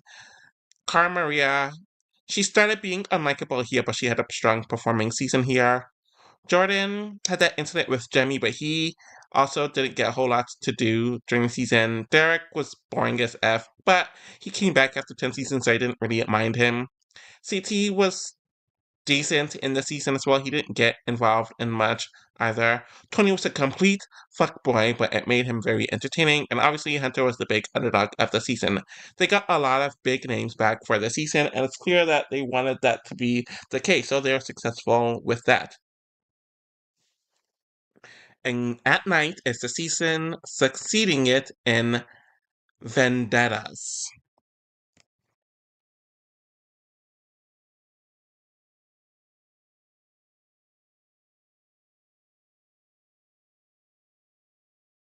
Obviously, this was the season that introduced the UK group and the Big Brother group, and I do think they did a decent enough job at it in comparison to some of the other seasons that had huge changes like this. And looking at the Vendettas group, hold on. I do think we got a decent amount of good rookies. Obviously, Rogan didn't have much to do here, but he proved to be better in later seasons. We did have dads like Eddie and Alicia and Victor, so those are kind of like the poor representations here. Melissa was a huge train wreck during the little that she was there for. Josh showed huge physical potential despite him not being the most entertaining. Katie definitely got into her drama, though she was kind of under the radar for a while. Natalie proved to be a very interesting rookie, seeing her navigate a completely different game, and her fakeness kind of being visible to a lot of people is interesting to watch. Obviously, Cal and Cam are rookies of the season, where they had their fair share of storylines and they performed pretty well, and it's not shocking that they are the longest lasting people from this rookie group. And when you look at the veteran group, I do think that it was pretty good. Um, I do think there were a few deaths, though. Obviously, Nicole didn't have much to do. Corey didn't have much to do either. Though his hookup with Alicia were carried out were two eggs on the beach. Sylvia and Veronica were kind of just there, despite Sylvia beating and winning an elimination while being sick. Shane was messy here, but his messiness caught up with him pretty quickly, so he wasn't as effective this season. Marie had a hilarious fight with Brad, and she brought a lot to the season. Johnny Bananas' downfall earlier on in the season was very fun to watch. He and Devon obviously went back and forth throughout the season.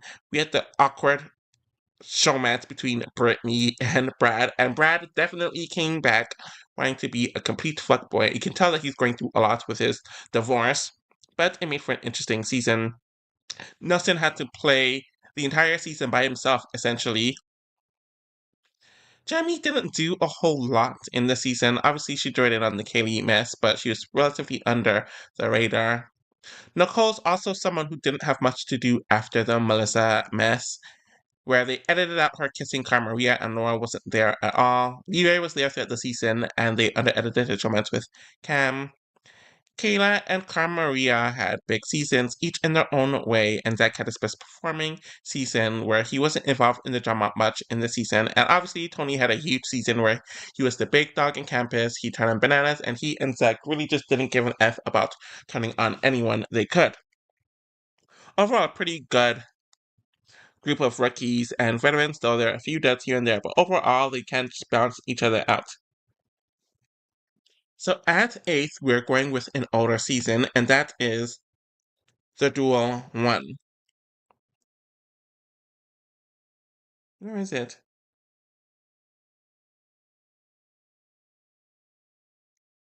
Okay, this thing's popping up again.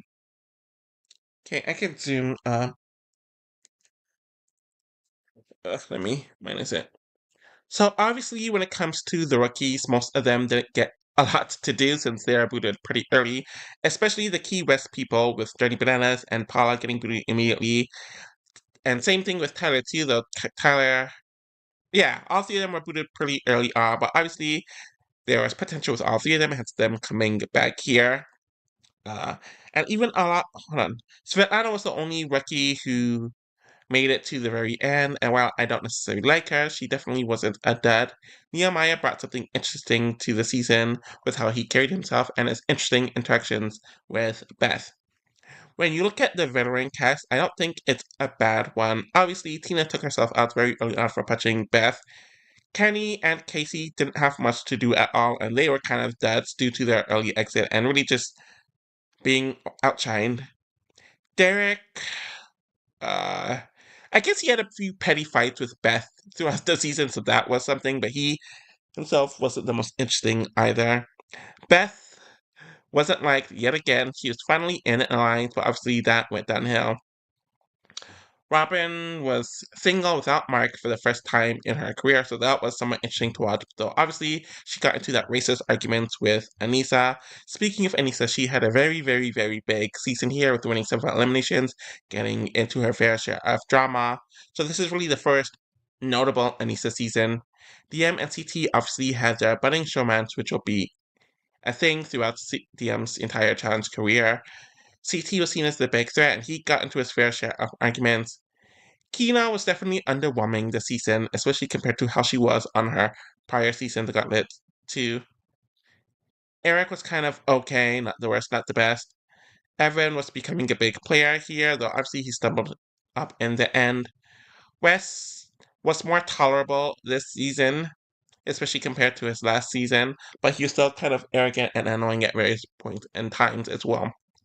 And Jodie performed very well. She's a complete beast in the season, but she was very boring as well. So, kind of a mixed bag with her. Overall, a decent cast, a solid cast, not the best cast, hence it being here. And at seventh, we're going with the newest season on the list, and that is Total Madness. And with the duel, I do think the individual format definitely benefited it because with the individual format, everyone had to stand on their own, and the format does affect the cast. Anyways, with Total Madness being at 6, it's an individual season. I do think that they learned from the mistakes of the world seasons when it came to casting their rookies, where they didn't cast them from a bunch of random places like they did in the other two seasons. And War of the Worlds 2, they cast a bunch of them from Britain. And especially with the format, it wasn't the best. They decided, okay, we're going to cast people from American shows and we're going to go back to the likes of Big Brother, Survivor, The Amazing Race, and Are You the One? And I definitely do think that all of the rookies brought something to the table, even when they were booted early and even if they weren't the most consistent. When it comes to the veteran cast, Bananas wasn't the most interesting here, but he had a strong performing season. I didn't care for him and Wes making up and having that be a huge storyline. It just didn't interest me whatsoever. Uh, Jenny had a dominant season, though she herself was pretty boring on the season. Uh, Kyle was getting over. Kyle realized how he. Sorry. Kyle finally managed or knew how to get screen time without the whole Polly Maria stuff being there. Corey was on his whole redemption tour due to him being kicked off for a few seasons and not being put on. Melissa was definitely calmer through much of the season, though she had her dramatic moments here and there. Dee and Rogan had huge villain arcs that definitely was entertaining, though it definitely got overwhelming and annoying throughout a lot of the season. Anissa had her beef with Nani that came up a few times. Obviously, Nani and Casey was the thing that started here. Nani was very messy throughout the season. Um, Nelson came off like a complete douche for a lot of the season, and then he got that whole redemption heroic thing for sacrificing himself for Corey. Josh was Josh, got to his fair share of drama. Maddie was kind of a dud this season. She had that one argument with Ashley and was a complete non-factor otherwise.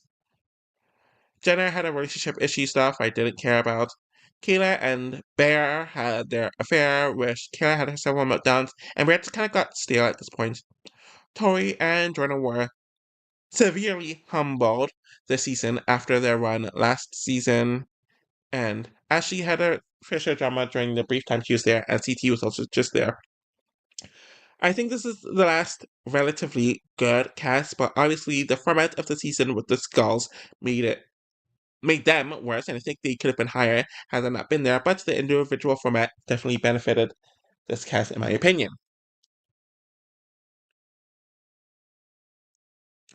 Okay, now we're moving on to 6, and we're going back to an OG season, an Era 1 season, with The Inferno 1.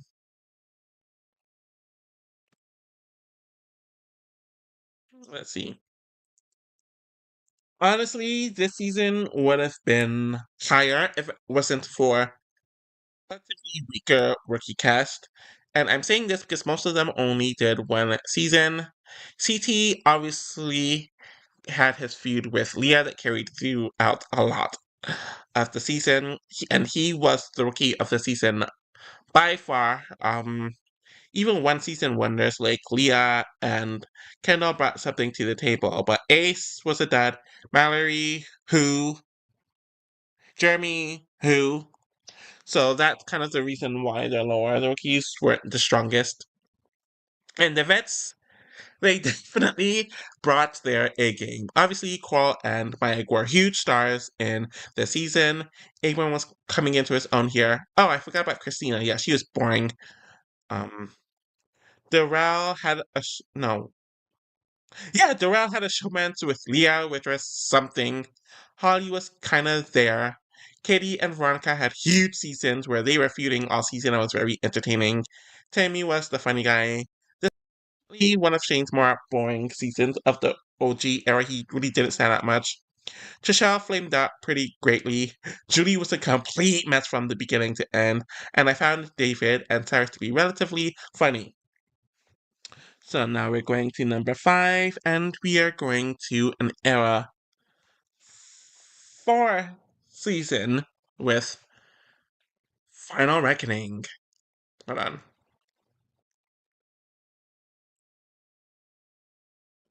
Final Reckoning, where is it?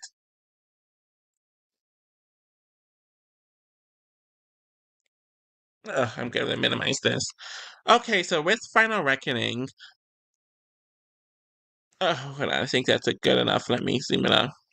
I think with Final Reckoning, they are able to integrate the UK and the Big Brother and the non-real world people in with a lot of the Era 3 people very well, and a lot of the tone and the editing and the drama centricness of Era 3 well before they completely changed it with every season after this.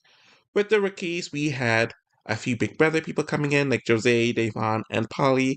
They all offered a lot to the season with their messiness and being on the outs. We did have disappointing rookies like Chuck, who didn't have much to do. I think he was it. Yeah.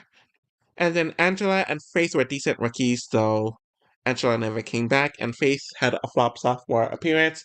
The issue with this cast with the rookies is not many of them did other seasons, so that was disappointing there. The veterans were definitely stacked. Obviously, Ashley and Hunter came late, but they brought a lot to the season. Josh had his romance with Amanda, but he himself kind of just hid behind everyone else. Sylvia was decent enough, though she was overshadowed by her allies. Natalie had a huge season here with her being in redemption for a lot of the season, and she learned how to fight back with people like Kaylee. Carmaria had her fallout with Kyle and her showmance with Polly, and then she and Marie had a very interesting dynamic throughout the season. Johnny Bananas and Tony were outcast from the very beginning of the season, so they were fighting. Sorry, they had their backs against the wall throughout the entire season, and that brought a lot of drama. And obviously, there's a whole Sattergate with Corey and Tony, and then the whole situation with Devin and Johnny Bananas that got very nasty. Kaylee and Cam worked very well together, and they had their fair share of drama. Shane was a complete train wreck throughout the entire season, where Nelson came off as a calm one, though Nelson got into his fair share of troubles. Kat and Brad was a very weird pairing, but even Brad got into the mess at times. He dealt with his relationship with Brittany kind of coming to an end, though you saw that entitled side of Brad come out again. Kyle obviously had his feud with Polly that started here, and the mess of his relationship with Maria ending. Amanda and Zach were doing so well, but obviously they just couldn't get along and they self sabotaged. Tori and Derek were definitely underwhelming throughout the season. Same as CT and Veronica, though they kind of fell apart. They were arguing with each other in Redemption. Brittany had Chuck to argue with during the brief time that she was there. Kayla and Melissa obviously fought immediately and got kicked off, and Jenna and Jimmy were complete duds. Overall, a very good cast, which is why they are fifth, but they're not the strongest. So, what is number 4? At number 4, we are going to an Era 3 season, and it's Battle of the Exes 2.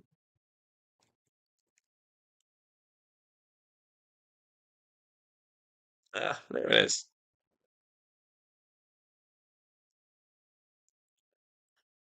So, looking at this cast, you can see how it's so much better than my bad, than Battle of the Exes 1, where there are a lot of stakes with the pairings here. Obviously, a lot of them had real history. I didn't like the repeated pairing of CT and DM. Um, and even if some of the pairings didn't add much to the show, they had history, which we saw with Dustin and Jessica, Thomas and Haley, and John and Simone. Obviously, Jamie and Ryan Knight made sense as a pairing. Adam and Brittany were very hilarious together. They had their dynamic that was something to watch. Things got very real between Johnny and Avery, which was interesting based on how they were on their real world season, though we knew they broke up before he debuted on Free Agents. Zach and Janae, things got very real, though it got very uncomfortable to watch, but it definitely fit the theme of the season. Naya and Roy, they had a great dynamic with one another, though they weren't dramatic with each other. Though Naya more than made up for that drama with her getting into it with other people, especially as the end game became clearer. Johnny Bananas and Nani were an interesting pairing, though I think their history was kind of edited out for the most part, but they definitely brought a lot to the season. Same thing with Wes and Teresa with them masterminding everything, and we know their hookup went back to Fresh Meat too, and then they had that fall. Jordan and Sarah, they had a random hookup on Rivals too, but they had an interesting dynamic with one another the season. And honestly, I just found everything very interesting between the cast. A solid enough rookie cast, though there were a few duds there, and the vet cast really more than held up their own, so which is why they're where they are on this ranking. This prize third goes to War of the Worlds 1.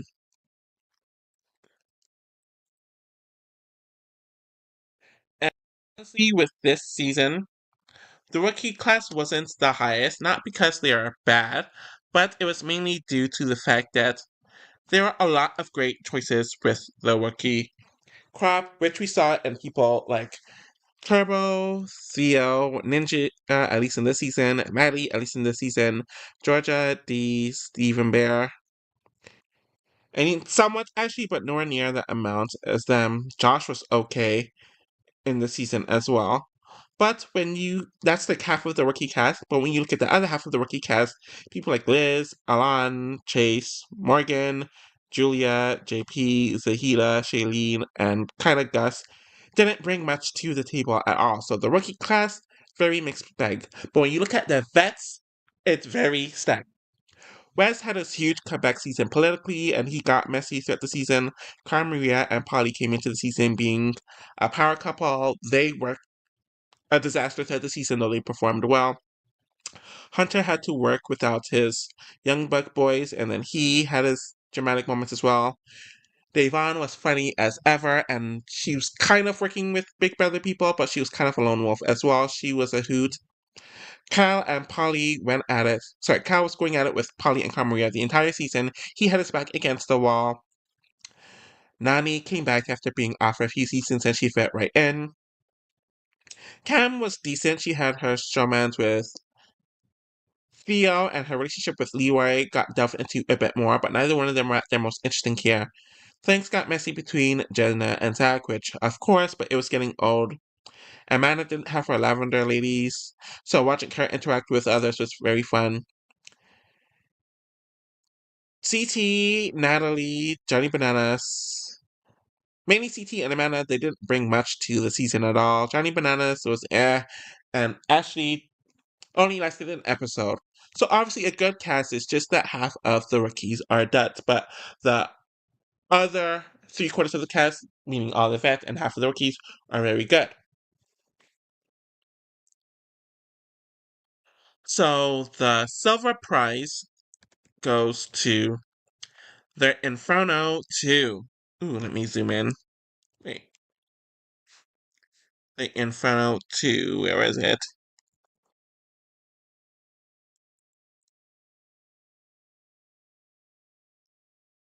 Okay, so looking at this cast, not many of the rookies came back, if I'm remembering correctly. Cameron was somewhat memorable. He wasn't a dud, but it's clear he was for the show. Jodie was definitely a bit messy this season, and she had an interesting downfall. Uh, Shavana didn't do much of anything. Jamie didn't do much of anything. So those two were duds, I'll say that. Landon was at his most interesting this season, though he obviously showed his competitiveness from the very beginning. John didn't add much, but that's to be expected at this point. Robin was messy during the short time she was on the season. Beth was a mess this season, and she brought a lot to the table, despite her not being on for the last few seasons. Brad had his moments here and there, so did Dan. Julie was definitely a lot calmer this time around, and I think it's because she knew she looked bad after the Inferno 3 and she got married. But we had the Mean Girl trio of Veronica, Tina, and Rachel. They are complete menaces, but they made things interesting, and Tanya was fighting with them throughout the season. She had a very good season. Derek wasn't much of a standout this season at all. CT was just as much of a jerk as he usually is. Abraham definitely came off as awful and a maniac, but he definitely brought a lot to the show. Darrell, yet again, didn't get much screen time during the season, and Mike had a very good final season here, and it was a good farewell season for him. And even if some of them weren't the most interesting, I think the dynamics with the people here was very, very strong. And obviously, number one is Rivals 1, and this really isn't shocking to anyone. Here is it.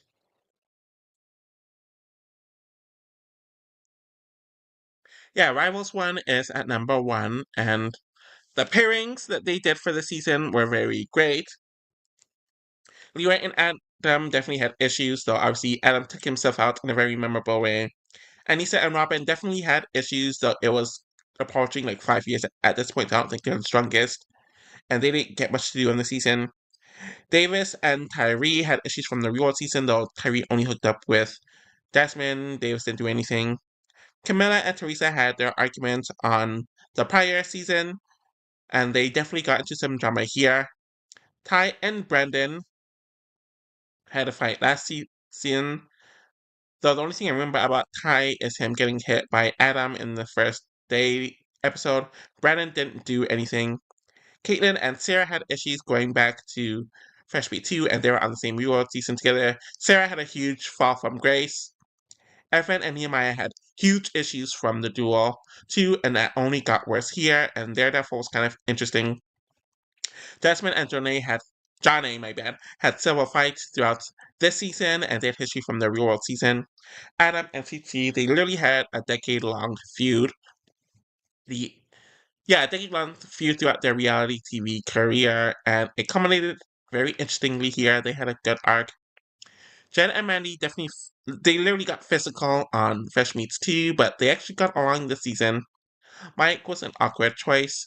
Carmuya and Laura had an interesting development when it came to their interactions here. Kenny and Wes were seemingly getting along through the season, and with the format of the season, people of opposite alliances throughout the last few seasons had to work together, though they fell apart at the end. Evelyn and Paula dominated in the season, though Evelyn wasn't that interesting this season. It was clear that she was over the show and she just wanted to focus on the win. And then Paula caught smoke from Laurel throughout the season. And then Johnny and Tyler, obviously they had issues going back to their first challenge season and they debuted on the same reward season together. And then obviously they had interesting seasons here. So,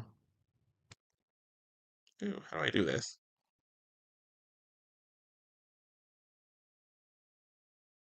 Mm.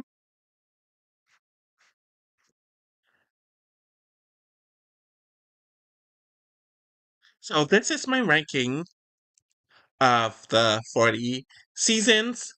At number first is Rivals 1. At number 2 is The Inferno 2. At number 3 is War of the Worlds 1. At number 4 is Battle of the Exes 2.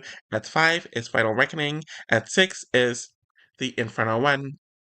At 7 is Total Madness. At 8 is The Duel 1. At ninth is Vendettas. At 10th, Dirty 30. At 11th, Fresh Meat 1. At 12th, Invasion of the Champions. At 13th, The Island. At 14th, The Gauntlet 1. At 15th, Fresh Meats 2. At 16th, Rivals 2. At 17th, The Gauntlet 3. At 18th, Touchstone. At 19th, Battle of the Eras. At 20th, Battle of the Seasons 2. At 21st, Bloodlines. At 22nd, Challenge 2000. At 23rd, Extreme Challenge. At 24th, The Ruins. At 25th, The Gauntlet 2. At 26th, Rider Dies. At 27th, World of the Worlds 2. At 28th, Battle of the Sexes 2. At 29th, Free Agents. At 30th, Rivals 3. At 31st, The Inferno 3. At 32nd, Battle of the Seasons 1. At 33rd, Road Rules All Stars. At 34th, Battle of the Sexes. At 35th, The Duel 2. At 36th, Double Agents. At 37th, Spice, Life, and Allies. At 38th, Real World World Rules Challenge. At Nice Battle of the X. Hold on, I'm missing one. Wait. Am I missing one? Hold on. Oh, that's why. Okay, at 30. Hold on. Okay, yeah. At 37th is Spice, Lies, and Allies. Hold on, let me look it up. I forgot, sometimes it'll randomly re-add.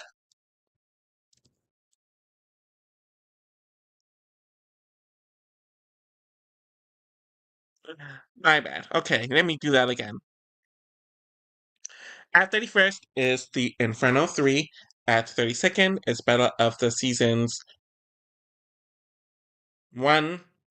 At 33rd is Road Rules All Stars. At 34th is Battle of the Sexes 1. At 35th is The Duel 2. At 36th is Double Agents. At 37th is Spice Lies and Allies. At 38th is Battle for a New Champion. At 39th, Real World World Rules Challenge. And at 40th is Battle of the Exes 1. So, this is it.